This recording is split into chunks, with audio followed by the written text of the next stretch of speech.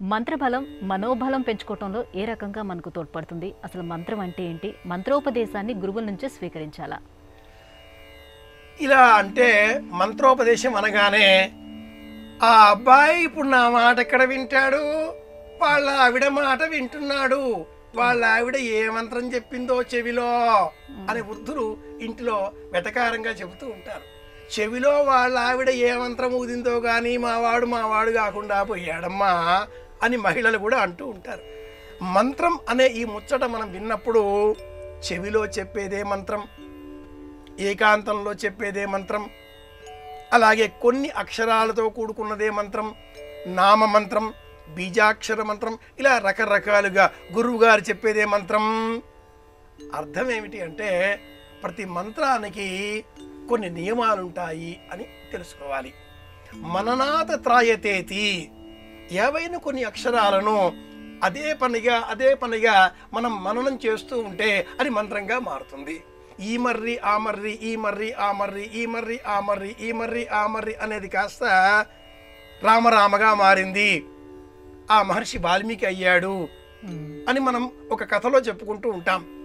అంటే మననం చేయడం ద్వారా మనల్ని రక్షించేది మంత్రం అవుతున్నది. ఆ మంత్రాన్ని ఎలా మననం చెయ్యాలో స్పష్టంగా బోధించేటటువంటి వారు గురువు. అలాగే చెవి వినదు, చెవి ద్వారా కర్ణభేరి ద్వారా బుద్ధి గుర్తిస్తుంది, బుద్ధి మనసుకు అందజేస్తుంది. మనస్సు అర్థాన్ని తాత్పర్యాన్ని మనకు తెలియజేయడంతో ఆ పదంలో ఆ మంత్రంలో ఉండే భావాన్ని మనమంతా మనసంతా శరీరమంతా కూడా అలదుకునే విధంగా అలవాటు చేసుకుని ఓం శ్రీం రాం రామాయ నమః రామ షడక్షరి మహామంత్రం మనస్సులో ఒక విశ్వాసంతో అదే పనిగా జపం చేస్తూ ఉంటే అది మంత్రం అవుతుంది. మంత్ర బలంగా మారాలి.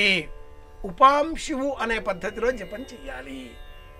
జకారో జన్మ విచ్ఛేద పకార పాపనాశక జన్మ పాప వినాశిత్వాత్ జప ఇత్యభిధీయతే అని ధర్మం చెబుతుంది. ఉపాంశువు అంటే పెదవులు కూడా